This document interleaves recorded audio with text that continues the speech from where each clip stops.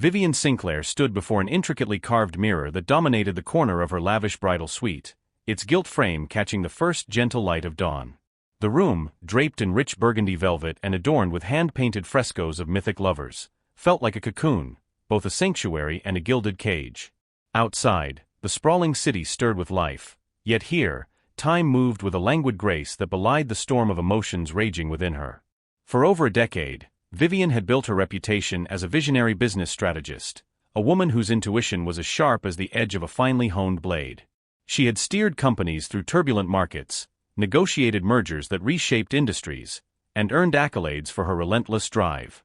Yet, on this day, all the accolades and achievements seemed to pale in comparison to the weight of the choice laid out before her.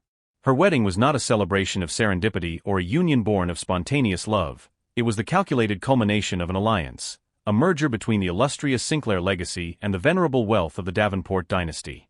As she adjusted the delicate ivory lace of her gown, a garment painstakingly crafted by a renowned couturier, Vivian's mind swirled with memories and doubts. Every sequin and every fold of fabric whispered stories of sacrifices made and dreams deferred.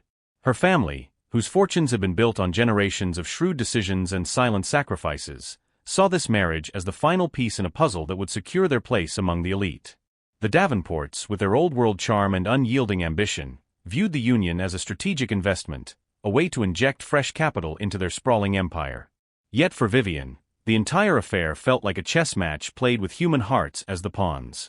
The opulent suite, adorned with antique portraits of Sinclair forebears and glistening with polished silver accents, seemed to echo with the weight of history. Vivian's thoughts turned inward as she recalled her childhood, an era filled with whispered conversations about duty and legacy, where love was a luxury often sacrificed on the altar of progress and survival. Now, standing on the threshold of this monumental day, she was painfully aware of the ironies that defined her existence. Here she was, a woman celebrated for her intellect and ambition, now reduced to a mere instrument in a grand plan that valued power over passion. Her fingers trembled as she delicately traced the pattern of her necklace, a gift from her late grandmother that had always symbolized resilience and hope. Each gem, carefully set in a frame of gold, seemed to pulse with a reminder of the strength that had carried her through the countless battles of boardrooms and board meetings. But even that strength felt fragile today, as if the very act of stepping into this marriage might shatter the carefully constructed fortress of her identity. Outside the suite, soft strains of a string quartet began to filter through the heavy embroidered curtains, marking the beginning of the day's proceedings. The voices of well-wishers and the soft clink of fine china reverberated down the marble corridors of the estate, a stark contrast to the inner tumult that roiled within her. Vivian's gaze shifted to a small ornate diary resting on her vanity, a diary in which she had chronicled her hopes, her fears, and her plans for the future. She flipped through its pages, each filled with careful measured lines of thought, and for a fleeting moment, she allowed herself to question the very foundation of the path she had chosen. Was this union a partnership or a mere transaction? Could the promise of financial security and enhanced social standing ever truly substitute for the spontaneous, unpredictable beauty of genuine love? The opulence of the room, with its deep hues and intricate tapestries, seemed to mock her inner conflict. Every luxurious detail, from the shimmering crystal chandeliers to the meticulously arranged bouquets of roses and peonies, spoke of a world where appearances mattered more than substance, where the glimmer of gold often overshadowed the glow of sincerity. In the mirror, Vivian saw not only the radiant bride-to-be but also the reflection of a woman caught in a maelstrom of expectations.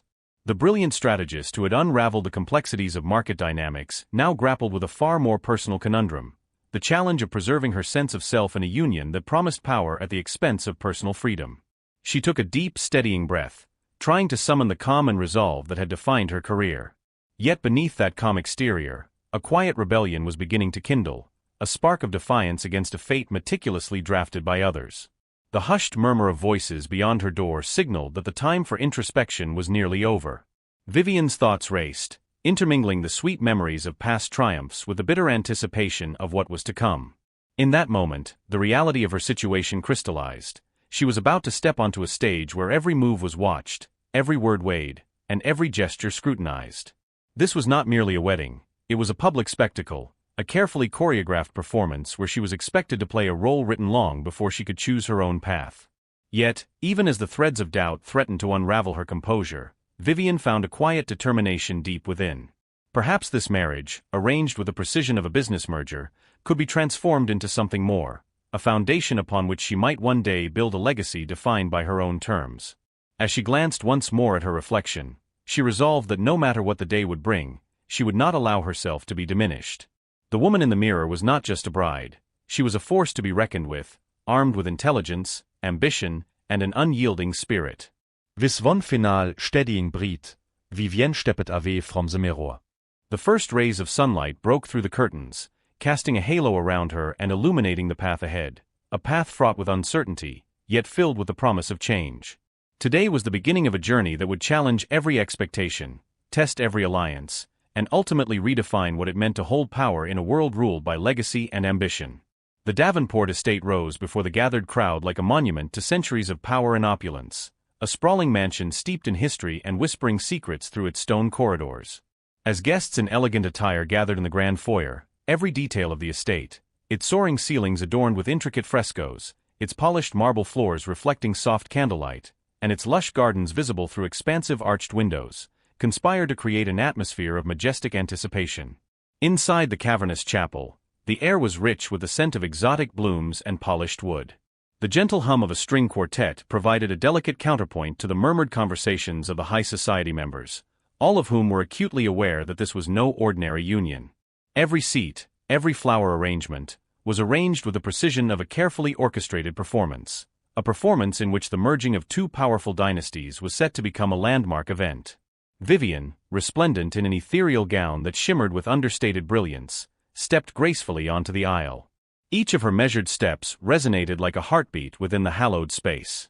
The dress, a masterpiece of lace and silk, moved with her as if it were alive, a silent testament to the legacy of the Sinclair name. Yet behind her poised exterior, a tempest of inner conflict churned.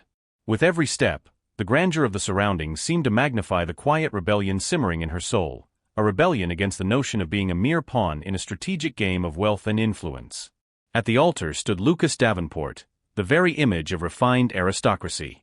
His tailored suit and immaculate posture exuded an air of cool control. As his eyes met Vivienne's, there was a fleeting moment, a charged silence, where his practiced smile faltered ever so slightly, revealing a hint of something unreadable. Was it satisfaction, calculation, or perhaps a smug certainty that he had already secured his victory? That subtle expression, as brief as it was, did not escape Vivienne's keen perception. In that silent exchange, she sensed the cold transactional nature of the union, a merger not of hearts, but of fortunes and legacies. The officiant, draped in ceremonial robes and imbued with an air of solemn dignity, began the proceedings with words that echoed off the ancient stone walls. Each carefully articulated phrase was meant to evoke the timeless nature of tradition and the binding power of vows. However, to Vivienne, the litany of blessings and promises felt like the recitation of an old, unyielding contract, one that was designed to bind her to a predetermined fate rather than celebrate the beauty of a shared love. The scripted vows, delivered with measured cadence, were a stark reminder that the ceremony was as much about the consolidation of power as it was about the merging of two lives. Throughout the ceremony, every aspect of the environment, the shimmering stained glass casting kaleidoscopic patterns on the floor, the soft glow of antique chandeliers, and the hushed rustle of silk and satin, served as a reminder of the delicate balance between beauty and oppression. Vivienne's inner monologue was a whirlwind of doubts and steely resolve. While outwardly she smiled and maintained the decorum expected of her, inside she grappled with a profound realization that she was about to sign away a piece of herself to a man who saw their union as nothing more than a strategic asset. The audience, comprising influential figures from both the Sinclair and Davenport circles, watched with a blend of admiration and concealed skepticism. Their eyes, laden with unspoken judgments and calculated interest, took in every nuance, the graceful tilt of Vivienne's head, the subtle tension in Lucas's jaw, and the intricate dance of appearances that belied the underlying truth of the arrangement. Amidst this spectacle, the estate's lavish splendor only amplified the irony, a union framed as the pinnacle of refinement and legacy, yet built on foundations that were as transactional as they were glittering. In the final moments of the ceremony, as the last notes of the string quartet's performance faded into a poignant silence, Vivienne and Lucas stood before the altar as reluctant partners in a grand, preordained play. The solemnity of the occasion was punctuated by a palpable tension, a silent acknowledgement that beneath the layers of ornate tradition and public spectacle, a personal revolution was quietly taking shape. Here, amidst the grandeur and the glittering facade, Vivienne's resolve began to crystallize. She was no longer prepared to surrender herself to a life dictated by familial duty and mercantile ambition. Every detail of the ceremony, the orchestrated perfection of the decor, the measured cadence of the vows, the collective gaze of the elite, served as both a celebration and a constraint. In that fleeting yet eternal moment, the stage was set for an unfolding drama of power, betrayal, and the indomitable spirit of a woman who was determined to reclaim her narrative. Vivian's eyes, though calm on the surface, burned with a quiet fire, a promise that the union, though steeped in tradition, would not define her, nor would it shackle her destiny. As the ceremony melted into the night, the atmosphere shifted from sacred solemnity to an extravagant celebration of wealth and legacy. The grand ballroom of the Davenport estate unfurled before the guests like a shimmering tapestry of opulence, a space where crystal chandeliers hung like clusters of frozen stars and walls were draped in rich fabrics embroidered with the family crest. Yet, beneath the glittering surface, an undercurrent of tension pulsed steadily, as palpable as the rhythmic beat of a distant drum. Vivian moved through the throng of elegantly dressed attendees with the practiced grace of a woman born to command a room. Despite the outward smiles and courteous nods from those around her, every gesture and whispered conversation hinted at underlying rivalries and unspoken judgments. The reception was a carefully curated spectacle. Glasses of champagne clinked in measured toasts, and the soft hum of refined chatter filled the air, but it was clear that not every guest was here solely to celebrate a union of love. Many were there to witness the merging of fortunes, to see which alliance would tip the scales of power. In a secluded alcove near a row of imposing gilded columns, Julian, Vivian's younger brother, observed the scene with an intensity that belied his youthful features. His eyes, dark and searching, repeatedly flickered toward Lucas, who was entertaining a small group of influential guests with what appeared to be effortless charm. Yet Julian's gaze betrayed his skepticism. He noted the practiced, almost rehearsed quality of Lucas's laughter, the slight distance in his smile, and the way his eyes would dart away when a particular topic arose. To Julian, every courteous word exchanged between Lucas and the high society elite felt like a subtle reaffirmation of an alliance forged in business rather than in genuine affection. Vivian, ever perceptive, felt Julian's silent disapproval like a mirror to her own inner turmoil. Though she had assured him earlier with a gentle squeeze of the hand that all was well, a deep-seated doubt gnawed at her. The reception, with its lavish decor and meticulously orchestrated entertainment, seemed designed to mask the transactional nature of their union. In the midst of sparkling conversation and clinking champagne glasses, she couldn't ignore the icy detachment in Lucas's eyes when he brushed aside a genuine compliment or the way he allowed himself brief moments of self-satisfaction when addressing influential investors. His every interaction was a reminder that he saw her not as a partner in life, but as a strategic asset, an ornamental prize in a larger game of power. As the evening wore on, the opulence of the event began to feel more like a gilded cage. The laughter and light-hearted banter of the guests became a chorus that accentuated her growing isolation. She moved from group to group, each conversation a delicate dance of polite formalities and veiled barbs. The ambient glow of the ballroom, designed to flatter the sophisticated revelers, instead cast long shadows over the true emotions simmering beneath the surface. At one table, amid the clatter of fine china and the rustle of satin, a whispered remark caught her ear.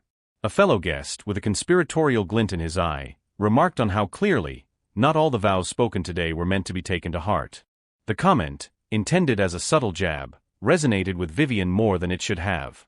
It was as if the hushed murmur of discontent from those around her echoed her own inner voice, a voice that questioned the very foundation of the union that had been so carefully orchestrated by families of ambition. Across the room, Lucas mingled with a group of dignitaries, his laughter perfectly pitched, his smile ever so slightly too rehearsed. There was an artful precision in every movement he made, a performance designed to project authority and control. Yet, for Vivian, that performance was a cold reminder of the role she was forced to play.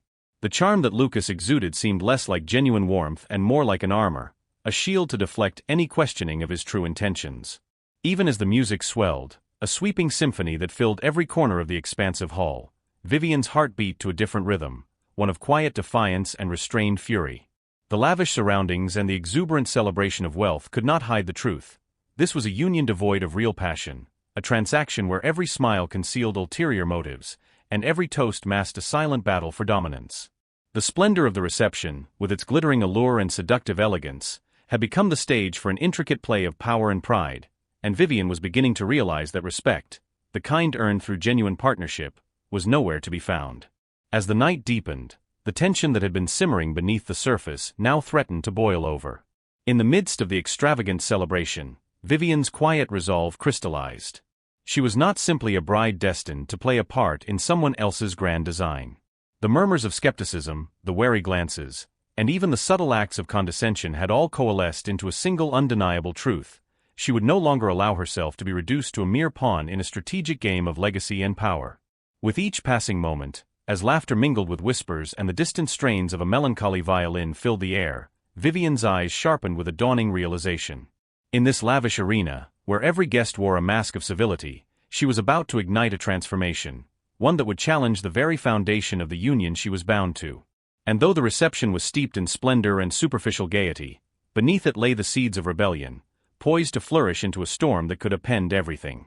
As the night deepened and the festivities swirled around her, Vivian found herself drifting away from the main throng of revelers. Seeking a quiet corner, she slipped into a shadowed alcove near a marble pillar where the ambient hum of conversation softened into a murmur. It was there, in the subdued light away from the prying eyes of the party, that she began to overhear a conversation that would shatter the carefully constructed illusion of the evening. Lucas, surrounded by a small cadre of his closest confidants, spoke in hushed tones laced with a dangerous mix of arrogance and triumph. His voice, barely above a whisper yet unmistakably laced with condescension, carried a message that pierced through Vivian's composure. "You see," he declared with a self-assured smirk, "tonight isn't just a wedding, it's a strategic acquisition. The Sinclair fortune is now within our grasp. Let's be honest, she's brilliant, but this marriage? It's the real investment." Every word hit Vivian like a blow, reverberating in the quiet space around her. For a long suspended moment, the world seemed to pause, the distant strains of music and laughter fading into insignificance as the bitter truth took center stage. She stood motionless, her heart pounding painfully in her chest as the stark reality sank in. This union, heralded as a grand merger of legacies, was nothing more than a cold transaction, a calculated move to consolidate wealth at the expense of her individuality. The revelation was not delivered with theatrical malice or overt cruelty. It was a series of casual, almost offhand remarks that nonetheless exposed the dehumanizing nature of the pact. Lucas's words painted her not as a partner with dreams and ambitions of her own, but as a prized asset, an investment whose value was measured solely in terms of financial gain and strategic advantage.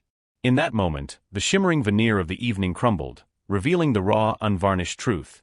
She had been reduced to a mere commodity in a high-stakes game of power and legacy. Vivian's mind raced as she processed the betrayal. Every success, every accolade she had earned through grit and determination, now felt undermined by the realization that her brilliance was being exploited as a stepping stone in someone else's quest for dominance.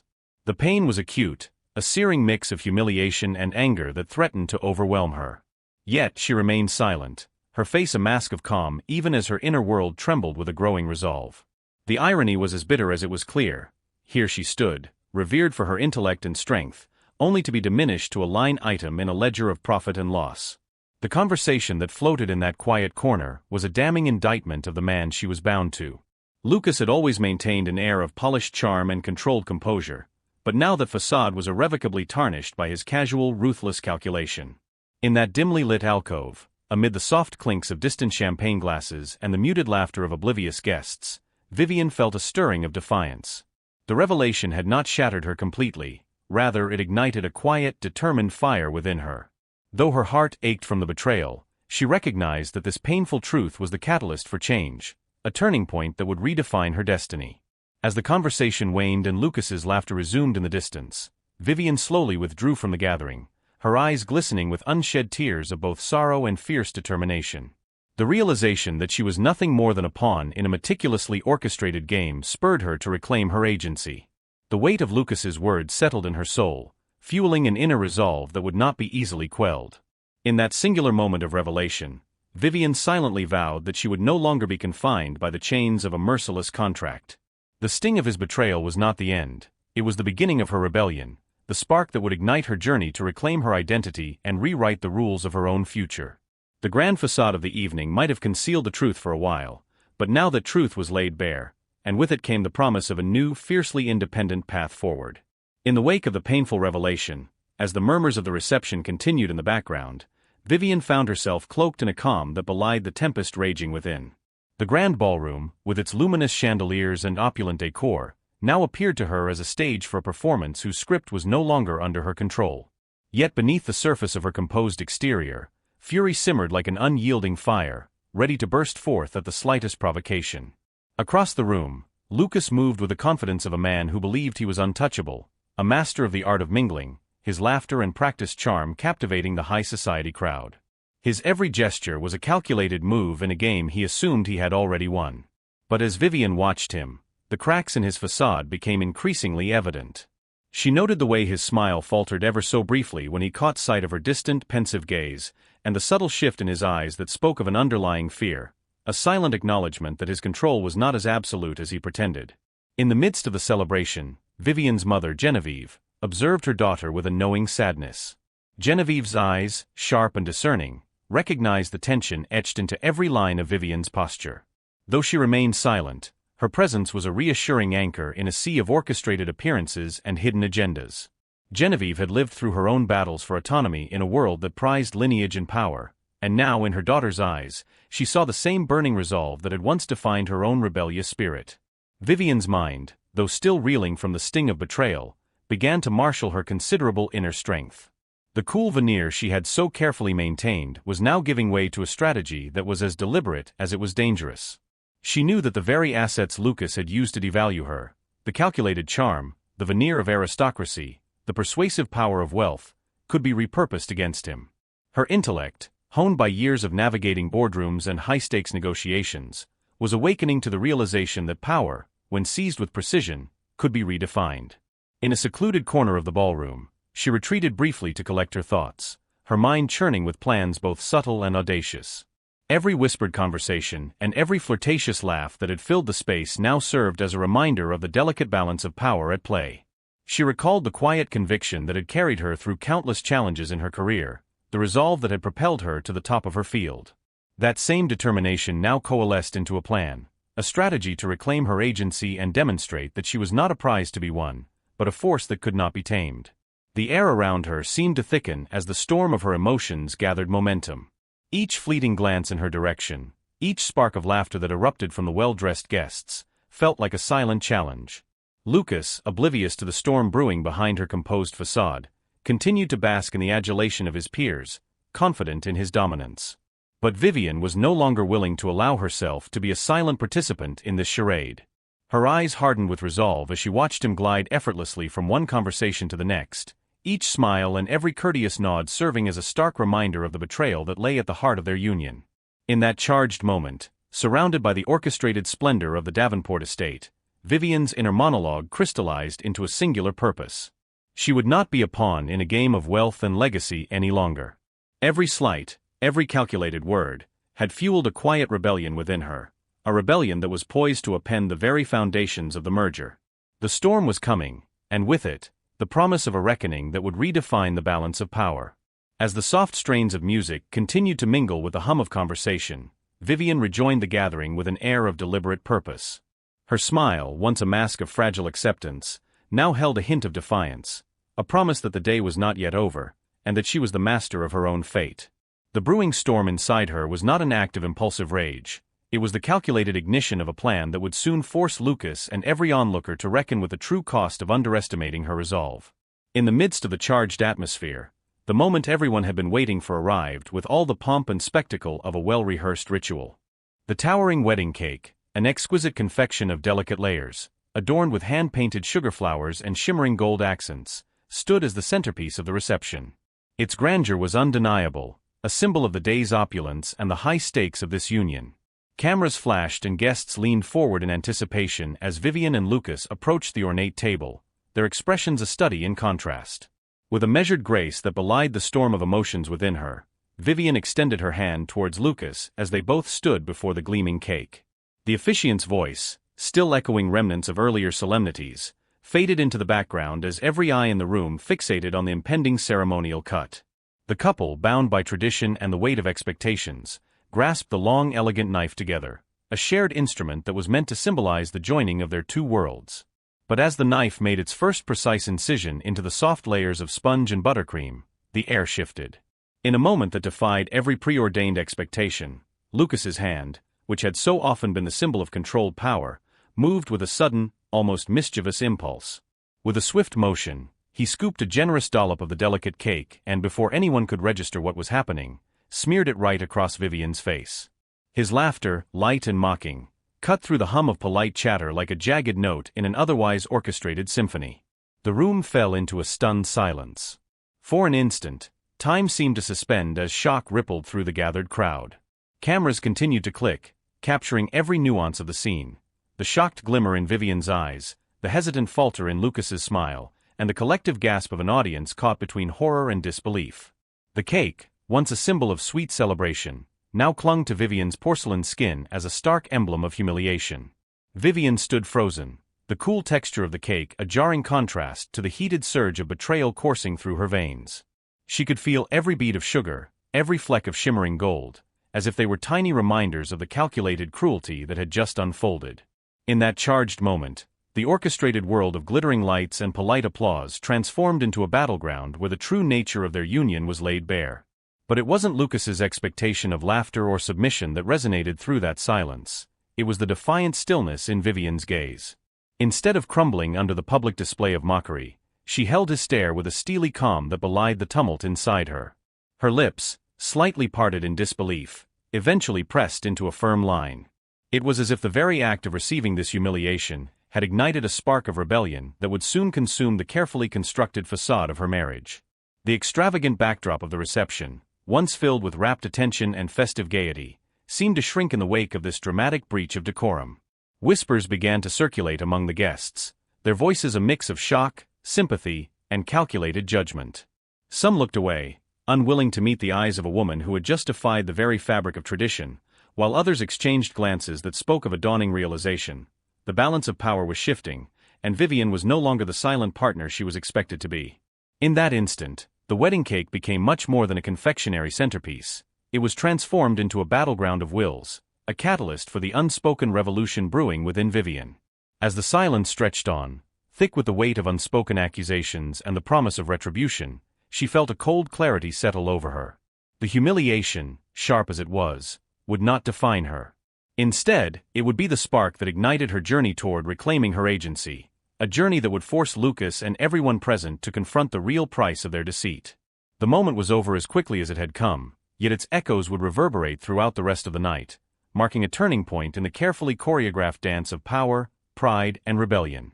In the immediate Weg auf the Kakedebakel, an eri sie längse swept trug se grand ballroom. For a heartbeat, time itself seemed to hesitate as if the world were collectively holding its breath. The once festive chatter was stilled, replaced by a charged quiet that vibrated through the opulent space. Every guest, caught between shock and disbelief, watched as the tableau of humiliation and defiance unfolded before them. Vivian stood there, the remnants of the wedding cake adorning her face, a stark, bittersweet contrast to her porcelain complexion. Her eyes, fierce and unyielding, locked onto Lucas's, demanding an explanation without uttering a single word. In that frozen moment, the roles that had been so meticulously defined began to blur. The man who had once wielded his charm as a weapon now appeared vulnerable, his confident mask slipping ever so slightly under the weight of his own miscalculation. Across the room, murmurs began to ripple through the crowd. Some guests exchanged furtive glances, their expressions a mixture of sympathy and incredulity. Others shifted uncomfortably in their seats, as if the spectacle before them was both a scandal and an unspoken lesson in the consequences of unchecked arrogance. The atmosphere, heavy with anticipation, was ripe with the knowledge that something fundamental had shifted, a silent revolution sparked by one irrevocable act. Lucas's face, once a portrait of polished control, now flushed with a blend of regret and realization. He fumbled for words, his eyes darting around the room as if searching for an ally or a convenient escape from the fallout of his actions. But the room offered no refuge. Every gaze, every raised eyebrow, served as a mirror reflecting his misstep. The power he had so confidently wielded was disintegrating before him, replaced by a dawning awareness that he had underestimated the very woman he intended to subdue. For Vivian, the aftershock was internal yet profoundly visible in her resolute posture. She could feel the sting of betrayal coursing through her veins, a physical reminder of the cruel irony that her own union had been reduced to a strategic transaction. Yet, rather than crumpling under the weight of public humiliation, she met the silence with an indomitable calm. Her face, still streaked with remnants of cake, transformed into a canvas of quiet defiance. It was as if every bit of humiliation was being transmuted into a burgeoning strength, each sugary smear a testament to her resilience. As seconds bled into minutes, the tension in the room coalesced into a palpable, almost tangible force.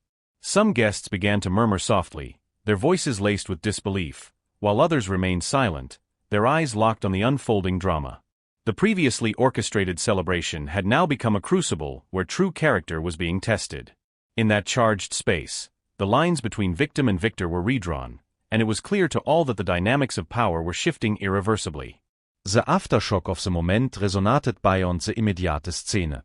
In quiet clusters at the edges of the ballroom, whispers grew into murmurs of dissent and re-evaluation. Conversations that had earlier revolved around wealth, legacy, and the impeccable choreography of the union now veered toward the courage of a woman who dared to challenge the confines of a preordained fate. Even among those who had been loyal to the Davenport name, there was an unspoken acknowledgement that the balance of power had been unsettled, an acknowledgement that reverberated through every carefully curated smile and every deliberate gesture. In the midst of this shifting tableau, Vivian's steady gaze and unbroken silence spoke louder than any protest or tirade. She had not only withstood the shock of the moment, but had begun to reclaim the narrative that Lucas had so callously attempted to write. Each passing second reinforced the truth that she was far more than a pawn in his elaborate scheme. Instead, she was an active agent in her destiny, a woman whose dignity, even in the face of calculated cruelty, was unassailable. The room once filled with orchestrated merriment now bore witness to a turning point, a moment when the illusion of control was stripped away, leaving raw, unfiltered humanity exposed. As the echoes of that fateful act reverberated off the marble walls and through the murmuring crowd, the aftershock became a silent promise, a promise that the balance of power, once tilted, could be recalibrated by the courage to stand tall amidst the ruins of expectation. In that long, suspended silence, the seeds of rebellion had been sown. And as the guests slowly began to regain their composure, one truth emerged with crystalline clarity: this was no longer a wedding defined by calculated mergers and strategic alliances. It was now the crucible from which Vivian would emerge not as a subdued bride, but as a formidable force ready to reshape her own future. In the wake of the tumultuous aftermath, as the room slowly began to regain its composure, Vivian reached a decisive moment. The charged silence, heavy with unspoken words and burgeoning rebellion, served as the backdrop to her transformation. With each passing second, the reality of the night's events crystallized in her mind, a truth that her dignity was not for sale, and her spirit could not be tamed. Vivian turned away from the murmuring throng and the lingering, awkward stares. Her steps were measured, deliberate, and laden with a newfound resolve that had been forged in the heat of humiliation and betrayal. The ballroom, once a stage for the grand spectacle of a meticulously choreographed union, now felt like a confining cage built of shattered expectations and broken promises. Every glimmering chandelier and every ornate detail seemed to whisper of a past that no longer held any sway over her future.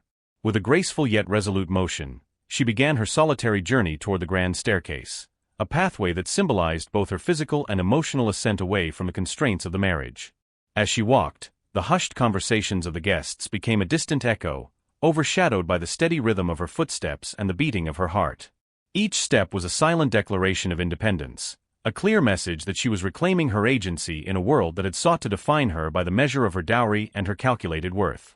The grand staircase loomed before her, its sweeping curve a metaphor for the upward trajectory she intended to pursue. As she ascended, the weight of every expectation, every whispered judgment, and every calculated scheme began to lift from her shoulders. The eyes of the onlookers, once laden with a mixture of awe and condescension, now followed her with a sense of reluctant admiration and growing uncertainty.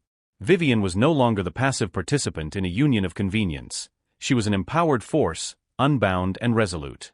In that transcendent moment, the opulent surroundings of the Davenport estate blurred into insignificance.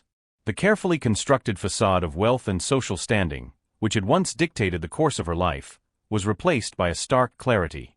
The future was hers to command, a future unburdened by the transactional ties that had threatened to define her identity. Vivian's eyes burned with the quiet intensity of someone who had witnessed betrayal yet had discovered an unyielding strength within herself. Without looking back, she crossed the threshold into the bridal suite, a sanctuary that had always been steeped in the promises and pitfalls of tradition. Now, however, it stood as a silent witness to her metamorphosis. Every step she took away from the ballroom was a step toward a future where she would no longer allow anyone to diminish her worth. The echoes of laughter, whispers, and stunned gasps followed her, a bittersweet symphony marking the end of one chapter and the fervent beginning of another. As Vivian reached the top of the staircase, the finality of her departure resonated deep within her soul. She paused for a moment, her back turned to the world that had once sought to control her, and let the enormity of her decision sink in. In that breathless pause, there was no regret, only the steadfast conviction that true power lies not in submission, but in the courage to walk away and forge one's own destiny.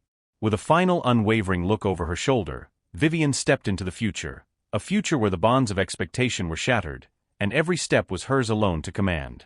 As Vivian's footsteps slowed at the threshold of the bridal suite, she was met by a quiet but unwavering sanctuary, a place where the weight of the evening's humiliation was met with a gentle embrace of those who truly understood her worth. The suite, with its soft golden lighting and familiar comforting decor, felt less like a chamber of confinement and more like a homecoming, a return to the roots of unconditional support and love.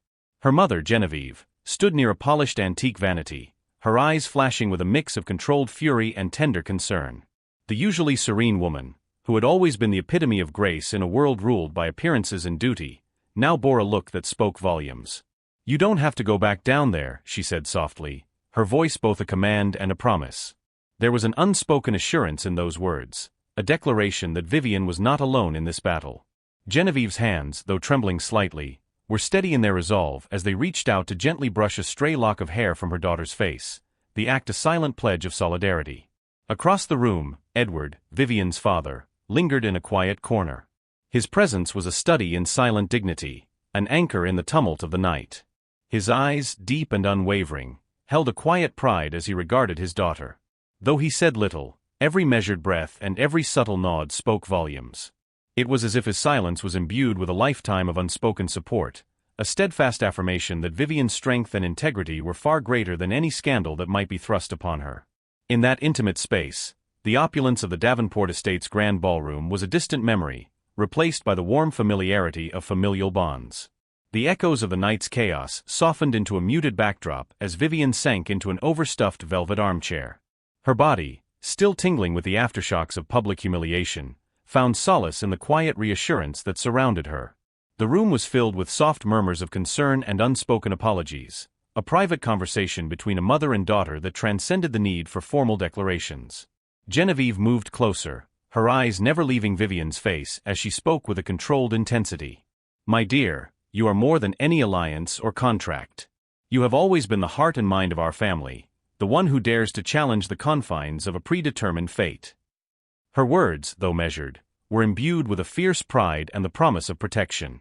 It was a moment of vulnerability and strength, a quiet revolution where the bonds of blood and love stood in stark contrast to the cold calculations of the world outside. Edward, his gaze softening as he observed the exchange, finally stepped forward. Without uttering a single word, he offered Vivian a look that was both an affirmation of her intrinsic worth and a silent vow of his support. The unyielding steadiness in his eyes was a reminder that no matter how far she strayed from the path laid out by society's expectations, she would always have a haven in her family. In that glance lay the weight of years spent enduring and overcoming, a history of battles fought and won through quiet perseverance. In the privacy of the bridal suite, amidst the gentle clinking of fine china and the soft rustle of fabric against polished wood, Vivian allowed herself to finally acknowledge the depth of the support around her. For the first time in what felt like an eternity, she realized that the orchestrated marriage, devised for business and legacy, could never diminish the love and solidarity that had been her true inheritance. Her family had arranged this union as a strategic maneuver, but they had never intended for her to be diminished or humiliated in the process. A profound sense of relief mingled with a rekindled determination as Vivian looked between her mother's impassioned eyes and her father's stoic gaze. The sting of betrayal was still fresh, and the night's events had left indelible marks on her soul, yet here, in this haven of familial warmth, she rediscovered a vital truth. True power was born not from the calculated machinations of the elite, but from the unwavering love of those who stood by her side. In that sacred moment of shared understanding, Vivian felt an unbreakable connection to her lineage, a lineage defined by resilience, intelligence, and the courage to defy convention. With her mother's words echoing in her heart and her father's silent support enveloping her, she began to understand that this was not the end of her story. Rather, it was the rebirth of a woman who, with the strength of her family at her back, would chart her own destiny, one where she could reclaim the narrative of her life and rise, unbowed, above the betrayal that had once threatened to define her. Downstairs, amid the residual buzz of a fractured celebration, Lucas found himself scrambling to reassert the authority he had so long taken for granted. The laughter and chatter of the guests had shifted in tone. What was once an audience to his charm now scrutinized his every move with a wary, disapproving gaze. Determined to salvage his crumbling image, he began to navigate the crowd, offering forced smiles and half-hearted explanations, as if reciting lines from a rehearsed play. Yet every attempt to steer the narrative in his favor was met with an undercurrent of skepticism that cut deeper than he anticipated. As he moved through clusters of influential onlookers, a ripple of murmurs followed in his wake. Some guests exchanged subtle, knowing glances, while others whispered critiques that seemed to echo the sentiments of the earlier humiliation. It was in this charged atmosphere that Julian, Vivian's younger brother, whose keen eyes had noted every micro-expression of insincerity on Lucas's face, stepped forward. With a voice that carried quiet authority and a hint of disillusionment, Julian addressed the gathering. "You don't know my sister at all, do you?" he said, his tone both an accusation and a revelation. Those few words struck Lucas like a physical blow, exposing the chasm between the persona he had cultivated and the harsh truth of his actions. In that pivotal moment, Lucas's confident veneer began to crumble. The man who had once navigated elite circles with an air of invulnerability now found himself isolated, his carefully constructed empire of charm and control visibly cracking under the weight of his own arrogance. The whispered comments and disapproving stares converged into a cacophony of realization. Not only had he lost the support of those who had once admired him, but his miscalculation had also irreparably altered the dynamic of the room. The realization that he had treated Vivian as nothing more than a strategic asset, rather than an equal partner, was a bitter pill that he could no longer ignore. As the moment stretched on, Lucas's attempts to rally his dignity fell silent in the wake of Julian's stark declaration. The once admiring guests now observed him with a blend of pity and reproach, and the power he wielded so effortlessly was reduced to an echo of its former self. In the dim light of the reception, amidst the slowly dispersing crowd, Lucas stood alone with the dawning truth that his control was an illusion, a fragile construct shattered by the very person he had underestimated. Downstairs, the murmurs of discontent were growing louder, but it was in the quiet corridors of the estate that Lucas's desperation reached its peak. Determined to salvage what remained of his pride, he stormed toward the bridal suite, a place now charged with an electric tension far removed from its former sanctity. His heart pounded with a mixture of fear and fury, every step driven by the need to regain control over a situation spiraling beyond his command. When Lucas finally reached the door, he rapped on it with a force that echoed his internal turmoil. The sound seemed to slice through the lingering silence of the night, and within moments, the door opened to reveal Vivian standing there. Her expression was unreadable, a mask of cold detachment that contrasted sharply with the tempest of emotions he had expected to find. "You owe me an explanation," Lucas blurted, his voice unsteady, betraying the cracks in his once impenetrable armor. "How could you let this disgrace happen? I demand an apology, anything to fix this mess." His tone oscillated between anger and desperation, as if each word was an attempt to piece back together the crumbling facade of his authority. Vivian's eyes, steady and unyielding, met his with a clarity that silenced his demands. In that charged moment, the atmosphere in the narrow hallway seemed to hold its breath. With a slow, deliberate motion, she reached for the band adorning her finger, the wedding ring, a symbol of a union that had long been a carefully negotiated transaction rather than an expression of love. With a measured calm, she slid the ring from her hand and without a hint of remorse, pressed it into his trembling grasp. "You expected me to play along, didn't you?" she said softly, her voice cutting through his pleas like ice. "To smile and pretend that nothing has happened?" Her words, each syllable laced with the weight of betrayal and the resolve of a woman reclaiming her destiny, hung in the air as a final, irrevocable blow. Lucas stared at the ring in his hand, a token he had once thought emblematic of power and union, and now it was nothing more than a reminder that he had lost. "I don't belong to you, Lucas," she continued, her tone unwavering. "I never did." With that, the room seemed to close in around him, the finality of her statement leaving no room for counterargument.